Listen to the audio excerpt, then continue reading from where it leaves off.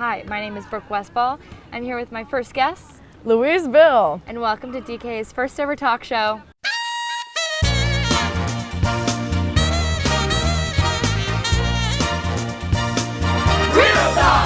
We are going to be crafting as we chat. So Louise, I guess my first question would be, how did you get into filmmaking in the first place? My high school, I grew up in a really small town, so we didn't really have any film stuff or much art stuff at all. So I never really got into it that way, but I always watched a lot of video essays on YouTube and just watched a lot of movies and learned a little bit about film on my own. And then I came to college and I was a poli-sci major. And then I took a couple of film classes and I was like, I really like them. I think I'm gonna double major because I have time. So I did, and then I joined DKA, and honestly DKA is what really got me into filmmaking in general.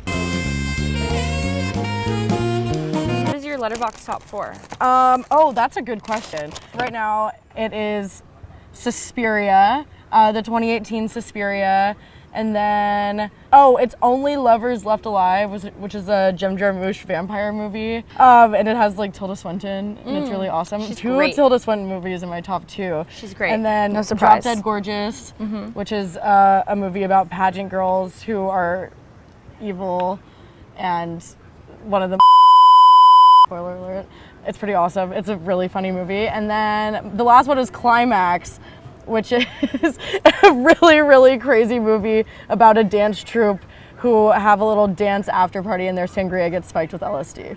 Wow. Yeah. That's the thing about movies is that all of those, they're so interesting. You can literally make a movie about anything. Those log lines that you just gave, I would watch that in a second. I was emotionally devastated after watching The Iron Claw. Oh. And I read your review and I was like, oh. Oh, I sobbed for the last 25 minutes, 30 minutes. I was actually leaving the movie theater, clutching the wall, I couldn't see. Yeah. And my dad was just get out of here. And I was like, you're not being sympathetic whatsoever. That was the most emotionally distressing movie I've ever seen in my life. I will never watch that movie again.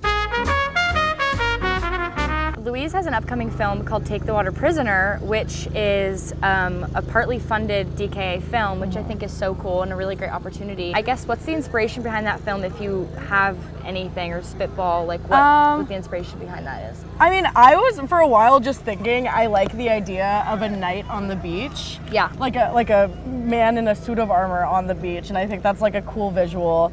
And I think I watched Seventh Seal a while ago. I haven't seen it. It's great.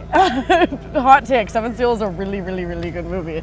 But I watched it a while ago, and I think it kind of wormed its way into my brain, and I was like, I need to do something like that because the visuals in it are just so cool. And also the whole story is pretty allegorical, and just I love the storytelling in that movie. So it's probably my biggest inspiration for this. But also I don't know, I was feeling pretty horrible about the news and everything I was watching, and I was also in a poli-sci class that was focused on environmental politics, and so just hearing all that and talking about all that, I was I want to make something that kind of talks about that is anti-war, but also can be artsy and experimental, but have a very strong message, but also look cool.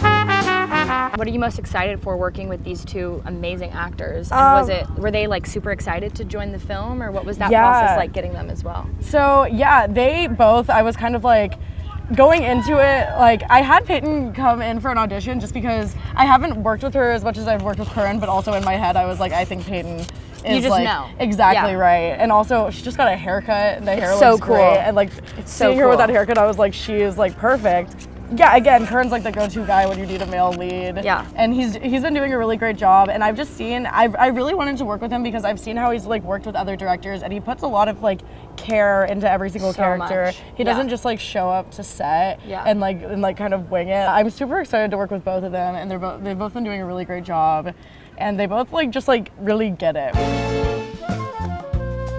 The promo, I love that shot of Curran walking and you're from behind and he just takes up so much of the screen. It's just amazing. And I couldn't even tell it was Curran. And then I thought it was just so like beautiful. Yeah. So I'm really, really excited. Yeah, Liam shot that whole thing like sick. Like he was like on his deathbed, and I was like, please, please shoot the promo, please. And he did, and it looked so awesome. Is he DPing? He is DPing, Cool. yeah. And I think it's gonna be, he just did a really great job with that, like that shot. But I thought it looked so cool, and also like so cool. seeing him in the full suit of armor. Where did you source that? Because you said it was no budget for that. No. Shoot. Yeah, so one of Indira, who is the AD and one of the assistant producers as well, Indira knows a guy who LARPs, really good at it, and he's also going to be helping like choreograph some of like the like sword fighting scenes. He was like explaining to me like, this is how you do it so you don't hurt your fingers, and this is how you do it. 2 hours later. Like, That's one of my favorite things about student filmmaking is the resourcefulness and like the connections. That's what they say this industry is, it's just connections, and you never know unless you ask. You'll never know that, oh, I can get access to all this stuff rather than buying it on Amazon, because I have a friend of a friend who LARPs. Like, it's so cool that you can have access to that. I really lucked out with that one because he's also just like a very nice guy. What are some challenges that you anticipate with this film? The way they shot the lighthouse, like, is kind of what we're gonna be doing. It's like where because you're able to make things look really, really stark and dramatic even though you're outside, because like you can like completely remove like all red so you can have their faces like really shadowy. So that's gonna be honestly one of the biggest challenges, and this also kind of goes in with the funding, is that we're shooting in black and white and we're trying to achieve like really like theatrical lighting for something that's entirely outside. So it's so cool. So it takes like a lot of lights, and like a generator and stuff, which like requires a lot of money. So so like fundraising is definitely a necessity because it's gonna cost more than I thought it would cost originally. What's your favorite word? My favorite word? Yeah. I like it when people say queen, but they say quine. I've never heard that. Quine? I like quine. And I also, that's what I'm gonna go with for right now because I can't think of anything else. It's quine. And you also made a short film for Realoud, which is a silent film festival that we have at UCSB called Mothership, about, I guess if I could just, a complicated relationship between a mother and a daughter, an alien abduction. And I guess my question is, what is your relationship with your mother? I love my mom. I remember I showed it to her and she was like, yeah, it really made me cry. And I think honestly, like, because in the film, like the mom has passed away. And also it's shot in my hometown, and like my hometown was like, it's very small, it's in the mountains, it's like pretty isolating. Also, I was just like a weirdo. I'm really close with my family, like love my mom, love my dad, love my brother, but like it was just kind of like thinking about like being in this setting, and imagine if I were to like have something like that happen. Just kind of like working through the emotions with that, but also I was like, I feel like an alien abduction movie would be really, really cool. It's just such a cool backdrop to do it against, and to convey that emotion with that cool backdrop is really talented. Because also, because again, it's real audio. You want to make something that kind of like translates with no dialogue, really. It was just kind of like taking this theme that I think is pretty universal of like isolation and like reliance on your family, and then like combining it with kind of like a fun, kooky, maybe not that fun, but like a pretty like kooky, wild, like out there story. Louise and I both studied abroad. I went to Paris, you went to Prague. I've never been to Prague. What was that experience like, especially as a film major, because it's such a hub?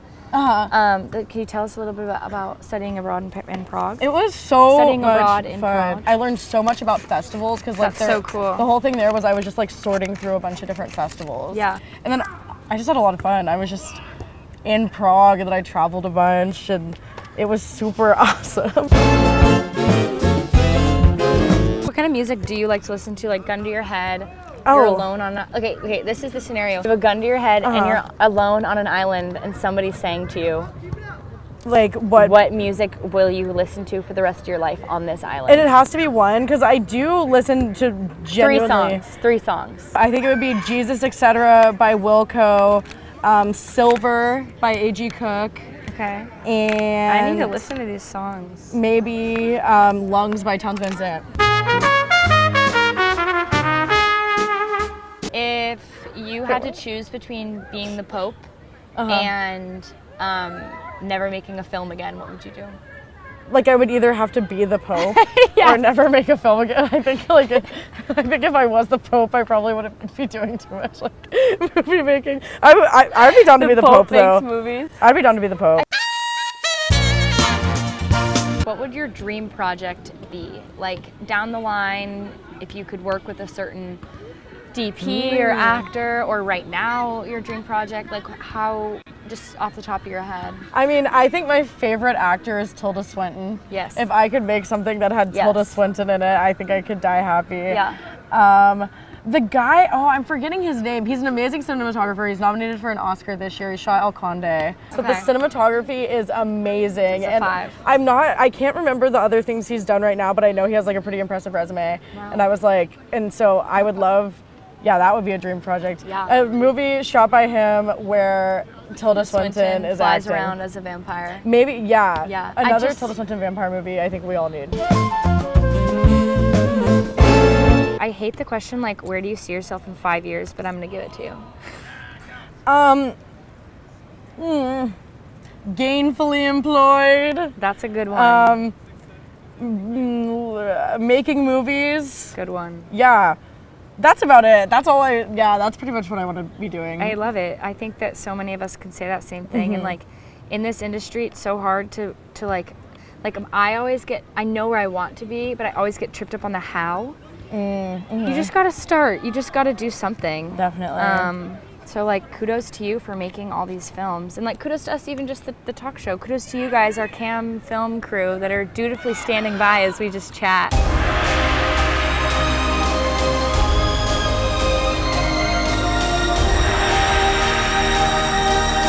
Louise, thank you so much for coming on our first ever DKA talk show. Our finished-ish collages. Let's make them kiss. Mwah. What's it inspired by? Take the Water Prisoner? A bit, yeah, because I had this night book and I was like, what perfect timing. And then also, pandas and this guy.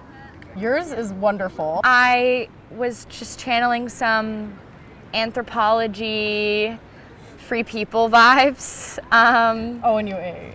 Thank you. It was fun. I loved it. I would do it again. I'd give it a 5 out of 5. Something still needs to happen up here, but that's none of my business. I gotta be perfect. We're done. We were here for a while. Real talk!